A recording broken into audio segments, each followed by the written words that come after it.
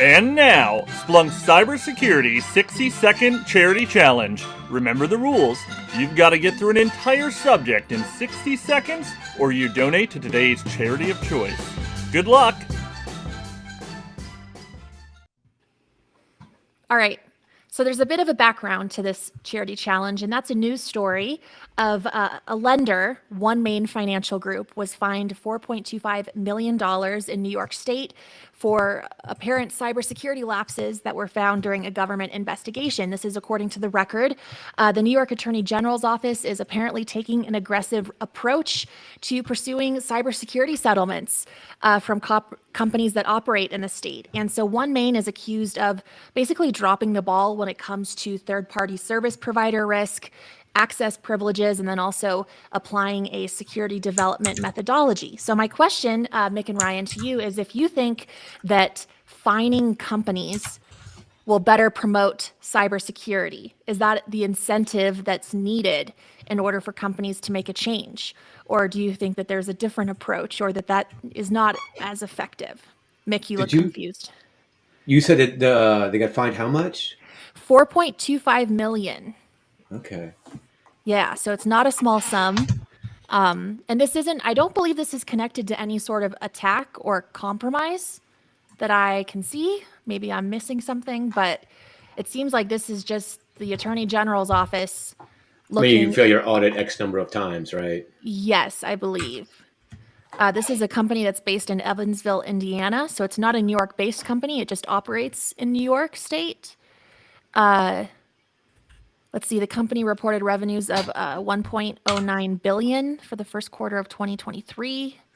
They help customers who might not be able to get loans with other lenders. The New York Attorney General has targeted other companies, including iMed, the parent company of the retailer Shein. Am I saying that right?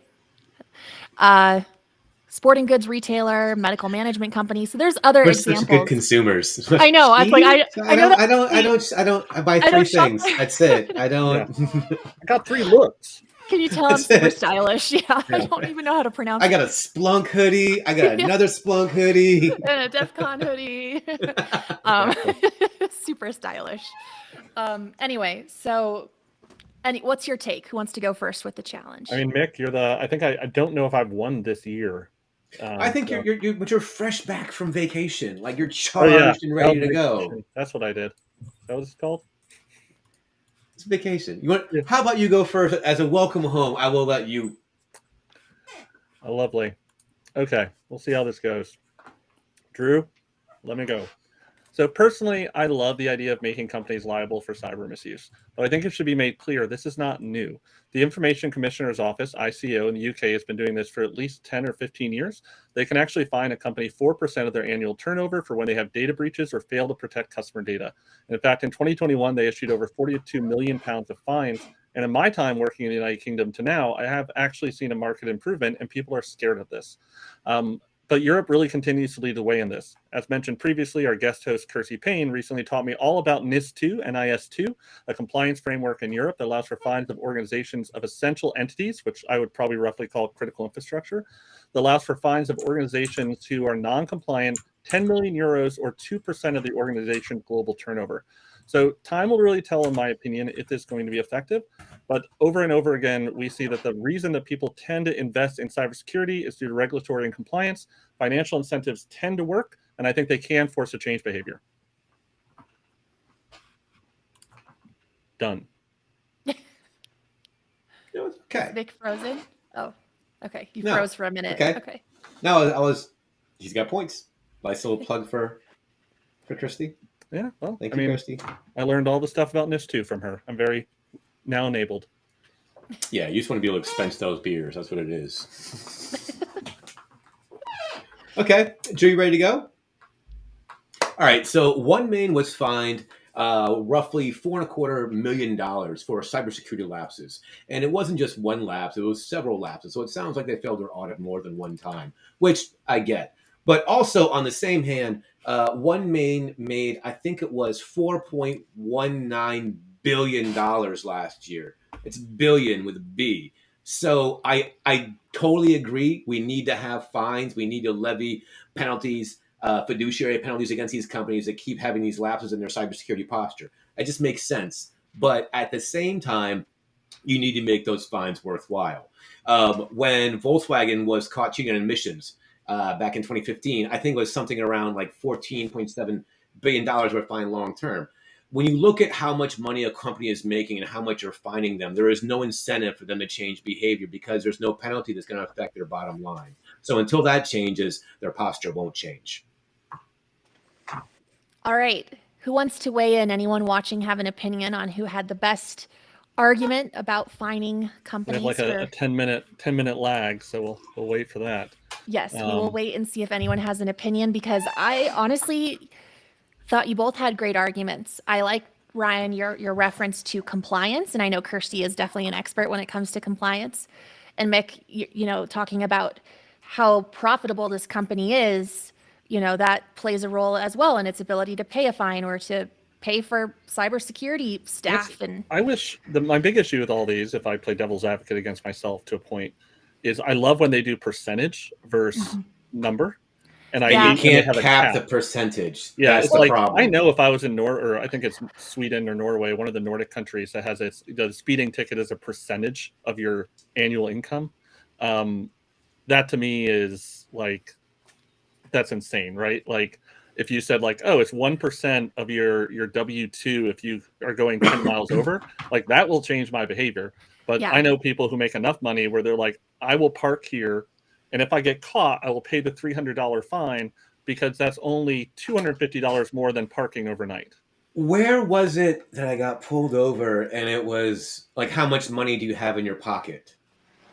And Baltimore? it wasn't like a bribe. It was, hey, look, if I take you to the courthouse, it's going to be a $250 fine or something crazy like that. So like you can pay it now and go on your way, or we can take you go down for a ride. And I forgot where So it was. it looks like Ryan has the most votes so far in the chat. David, What? however, says that when he played devil's advocate, it convinced him not to vote for Ryan anymore. Hey, David, I just want to point out that we were going to promote that you were speaking, more, but Mick said no. I was doing my best Ryan impression. That's what it was. Okay, here's my question though. Like, if you're going to be fining companies, don't you need to have it clearly established? Like, when you're talking about speed limits, like that's clearly posted on the road, and each, state has its own fines that they put for each of those violations. With cybersecurity, it's a little bit murky, right? Like, did this company Nope. know during the audit, like what would be the most expensive I mean, I can't say for lapses? this one. I know for ICO, like their stuff is really clear. Like Is if you it? lose Okay. customer data, you get fined. Yeah. But It's this like is you failed several times. Like Right. I think what the kids are saying, what 10% sounds about right, a little tithe, Yeah. and like the kids say, no cap. See what I made it Yeah. millennial. And I guess it's one thing if you're audited and they say, hey, you're failing in all of these areas, and then if you don't address any of it, that's to me when a fine would make sense. But as long as the company has an opportunity to correct first, right? Because Well, I think the other problem, in addition to that, is we're talking about the billions of dollars. So I'm gonna fight this in court. I'm gonna draw this out. I'm gonna, make these proceedings go on as long as I can in my favor. So those restrictions too would have to be put on, right? And just with the way that everything is currently, do you think that the vast majority of companies, like privately owned companies in the United States, would be liable for a fine based on this metric of best practices? Currently, no. Yeah.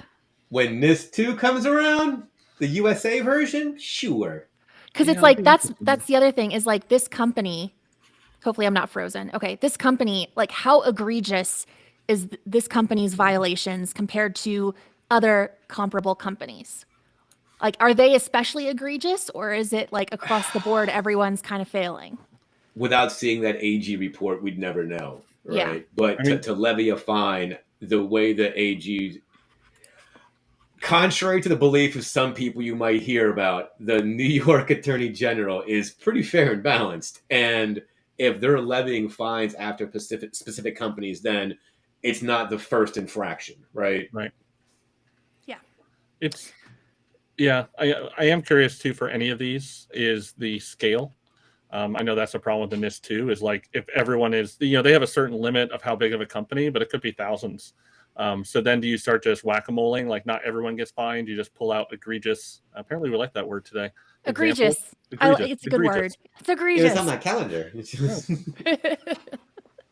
I mean, what's clear though is that I won according to the poll to the right. I don't think. Wait, how about the voice of Drew? Where's the voice of Drew? It's evenly split, and I think Dario brings up a good point. They are two different points that complement each other. They are not in conflict, which makes it. Are you very saying we hard to both pick. have to pay? I think The that's charity the answer. So we both this lost. week. We both win. won. And in that vein of celebration, and Audra, I'm going to make you spend money as well.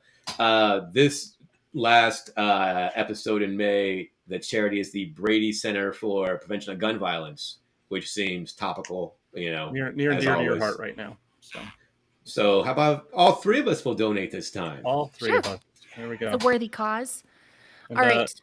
Andy H, the one thing I'll find the sea levels, that is actually part of the NIST 2 compliance. So that's one of the big changes there is they are liable.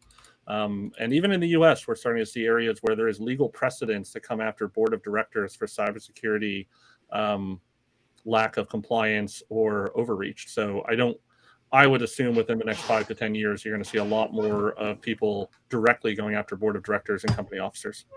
So just in time for CISO Audra to get sued while Mick and I are retired. So there we go. Retired.